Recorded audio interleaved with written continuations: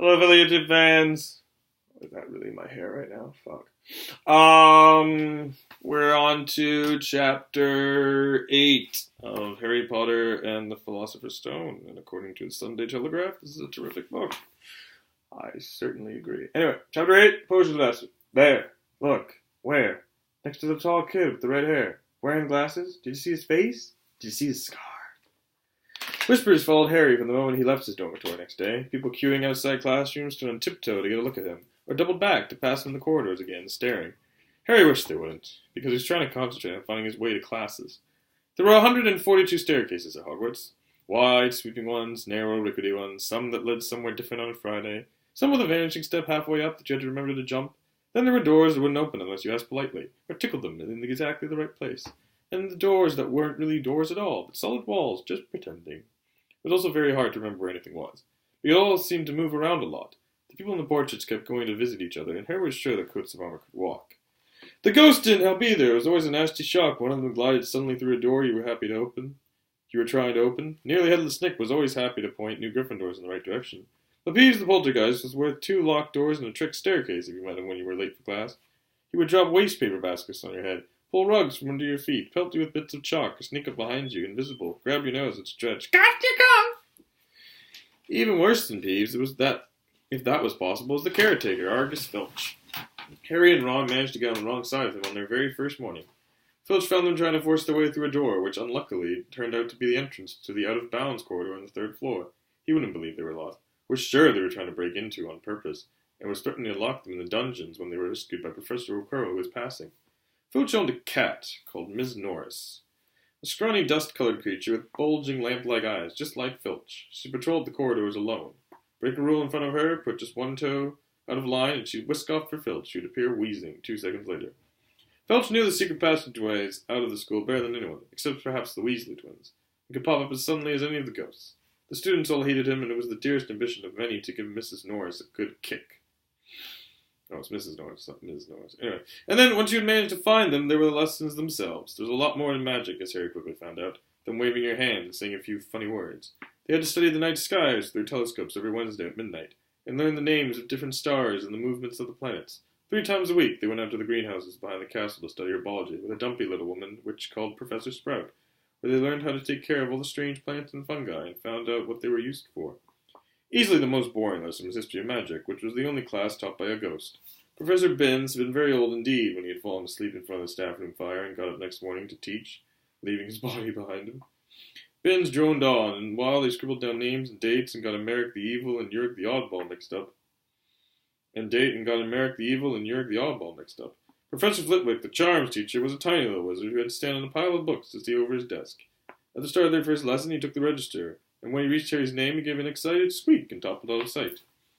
Professor McGonagall was again different. Harry had been quite right to think she wasn't a teacher to cross. Strict and clever, she gave them a talk the moment they had sat down in her first class. Transfiguration is some of the most complex and dangerous magic you will learn at Hogwarts, she said. Anyone messing around in my class will leave and not come back. You have been warned. Then she changed her desk into a pig and back again. They were all very impressed and couldn't wait to get started, but soon realized they weren't going to be changing the furniture and animals for a long time. After making a lot of complicated notes, they were each given a match and started trying to turn it into a needle. By the end of the lesson, only Hermione Granger had made any difference to her match. Professor McGonagall showed the class how it had gone all silver and pointy, and gave Hermione a rare smile. The class everyone had really been looking forward to was a defense against the dark arts, but Quirrell's lessons turned out to be a bit of a joke. His classroom smelled strongly of garlic, which everyone said was to ward off a vampire he'd met in Romania, and was afraid he would be coming back to get him one of these days. His turban, he told them, had been given to him by an African prince as a thank you for getting rid of a troublesome zombie, but they weren't sure they believed that story. For one thing, when Seamus Finnegan asked eagerly to hear how Quirrell had fought off the zombie, Quirrell went pink and started talking about the weather. For another, they had noticed that a funny smell hung around the turban, and the Weasley twins insisted that it was full of garlic as well, so that Quirrell was protected wherever he went. Harry was very relieved to find out that he wasn't miles behind everyone else. Lots of people had come from Muggle families, and like him, hadn't any idea that they were witches and wizards. There was so much to learn that even people like Ron didn't have much of a head start. Friday was an important day for Harry and Ron. They finally managed to find their way down to the Great Hall for breakfast without getting lost once. What have we got today? Harry asked Ron as he poured sugar on his porridge. Double potions with the Slytherins, said Ron. Snape's head of Slytherin house. They say he always favors them. We'll be able to see if it's true. Wish McGonagall favored us, said Harry. Professor McGonagall was head of Gryffindor House, but I hadn't stopped her giving them a huge pile of homework the day before. Just then the post arrived. Harry had gotten used to this by now, but it began with him a bit of a shock on the first morning when about 100 owls suddenly streamed in the great hall during breakfast, circling tables until they saw their owners and dropping letters and packages into their laps. Hedwig hadn't brought Harry anything so far. She sometimes flew in to nibble his ear and have a bit of toast before going off to sleep in the owlery with the other school owls. This morning, however, she floated down between the marmalade and the sugar bowl and dropped a note into Harry's plate. Harry tore it open at once. Dear Harry, it said in a very untidy scrawl. All right, sure. There, Harry, it said in a very untidy scrawl. I know you get Fridays afternoons off. That doesn't, no, that's, no, I can't use that. Ah, dear Harry, he said in a very untidy scrawl. I know you get Fridays afternoons off, so you would like to come and have a cup of tea with me around there, or to hear all about your first week. Send us an answer back with Hedwig. Harry borrowed Ron's quill, scribbled, Yes, please, see you later, in the back of the note, and sent Hedwig off again. It was lucky that Harry had tea with Hagrid to look forward to, because the potions lesson turned out to be the worst thing that had happened to him so far. At the start of term banquet, Harry had gotten the idea that Professor Snape disliked him. By the end of the first potions lesson, he knew he had been wrong. Snape didn't like Harry. He hated him. Potions lessons took place down in one of the dungeons. It was colder here than up in the main castle and would have been quite creepy enough without the pickled animals floating in glass jars all around the walls. Snape, like Flitwick, started the class by taking the register, and like Flitwick, he paused Harry's name. Ah, yes, he said softly. Harry Potter, our new celebrity. Draco Malfoy and his friends, Crabbe and Goyle, sniggered behind their hands. Snape finished calling the names and looked up at the class. His eyes were black like Hagrid's, but they had none of Hagrid's warmth. They were cold and empty and made you think of dark tunnels. You are here to learn the subtle silence and exact art of potion making, he began. He spoke in barely more than a whisper, but they caught every word. Like Professor McGonagall, Snape had the gift of keeping a class silent without effort, as there is little foolish wand-waving here. Many of you will hardly believe this is magic. I don't expect you will really understand the beauty of the cape, of the softly simmering cauldron with its shimmering fumes, the delicate power of liquids that creep through human veins, bewitching the mind, ensnaring the senses. I can teach you how to bottle fame, brew glory, even put a stopper in death. If you want as much a bunch of dunderheads as I usually have to teach. More silence followed his little speech. Harry and Ron exchanged looks with raised eyebrows. Hermione Granger was on the edge of her seat and looked desperate to start proving that she wasn't a dunderhead. Potter, said Snape suddenly. What would I get if I added powdered root of asphodel to an infusion of wormwood? Powdered root of what to an infusion of what? Harry glanced at Ron, who looked as stumped as he was. Hermione's hand had shot into the air. I don't know, sir, said Harry. Snape's lips curled into a sneer. Tut, tut. Fame clearly isn't everything. He ignored Hermione's hand. Let's try again, Potter. Where would you look if I told you to find me a bezoar? Hermione stretched her hand as high into the air as it would go without leaving her seat, but Harry didn't have the faintest idea what a bezoar was. He tried not to look at Malfoy, Crabbe, and Goyle, who were shaking with laughter. I don't know, sir. I thought you wouldn't open a book before coming. Eh, Potter? Thought you wouldn't open a book before coming. Eh, Potter? Harry forced himself to keep looking straight into those cold eyes. He had looked through his books at the Dursleys, but did Snape expect him to remember everything in 1,000 magical herbs and fungi? Snape was still ignoring Hermione's quivering hand. What is the difference, Potter, between monkswood and wolfsbane? At this, Hermione stood up, her hand stretching towards the dungeon ceiling. I don't know, said Harry quietly. I think Hermione does, though. Why don't you try her? Few people laughed. Harry caught Seamus's eye, and Seamus winked. Snape, however, was not pleased.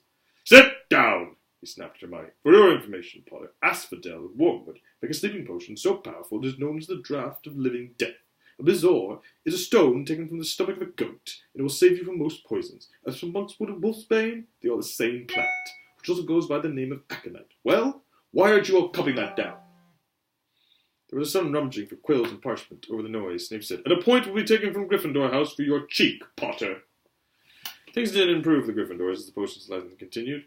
Snape put them all into pairs and set them to mixing up a single potion to cure boils. He swept around in his long black coat, watching them weigh dried nettles and crush snake fangs, criticizing almost everyone except Malfoy, who he seemed to like.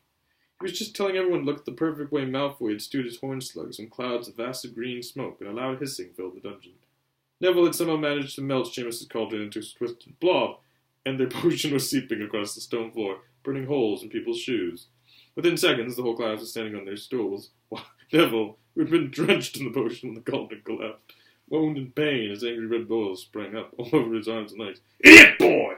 snarled Snape, clearing the spilled potion away from one of his arms. "Suppose you added the porcupine quills before taking the cauldron off the fire?"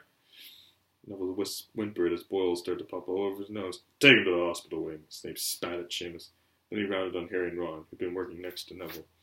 "You, Potter, why didn't you tell him not to add the quills? Thought he'd make you look good if you got it wrong, did you? That's another point you've lost from Gryffindor." This was so unfair that Harry opened his mouth to argue, but Ron kicked him behind their cauldron. "Don't push it," he muttered. "I've heard Snape can turn very nasty."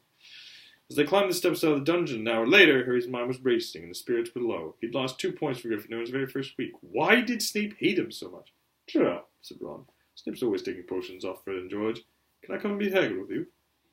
At 5 to 3, they left the castle and made their way across the grounds.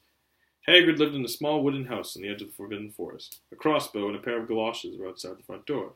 When Harry knocked, they heard a frantic scrambling from inside and several booming barks. Then Hagrid's voice rang out, saying, "Back, Fang, back!" Hagrid's big hairy face appeared in the crack as he pulled the door open. "Hang on," he said. "Back, Fang!" He let them in, struggling to keep a hold on the collar of an enormous black boarhound. There was only one room inside. Hams and pheasants were hanging from the ceiling. A copper kettle was boiling on the open fire, and in the corner stood a massive bed with a patchwork quilt over it. "Make yourselves at home," said Hagrid, letting go of Fang, who bounded straight at Ron and started licking his ears. Like Hagrid, Fang was clearly not as fierce as he looked. "This is Ron," Harry told Hagrid, who was pouring boiling water into a large teapot and putting rock cakes onto a plate. "Another Weasley, eh?" said Hagrid, glancing at Ron's freckles. "I spent half my life chasing your twin brothers from that forest." The rock cakes almost broke their teeth, but Harry and Ron pretended to be enjoying them as they told Hagrid all about their first lessons. Fang rested his head on Harry's knee and drooled all over his robes. Harry and Ron were delighted to hear Hagrid call Filch that old git. "And as for that cat, Mrs. Norris, I'd like to introduce her to Fang sometime. You know, every time I go up to their school, she follows me everywhere. Can't get rid of her. Filch puts her up to it."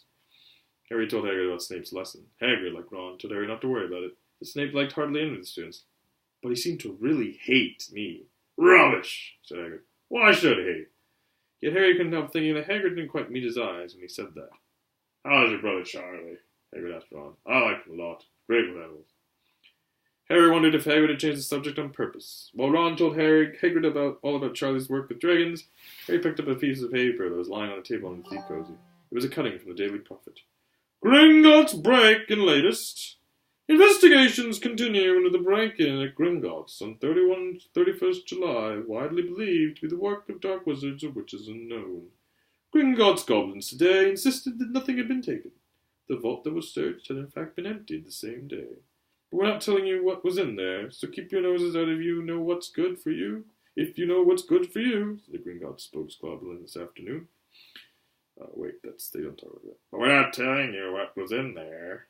So keep your noses out if you know what's good for you," said the Gringotts spokesgoblin this afternoon. Harry remembered Ron telling him on the train that somebody had tried to rob Gringotts, but Ron hadn't mentioned the date. "Hagrid," said Harry, "the Gringotts break-in happened on my birthday.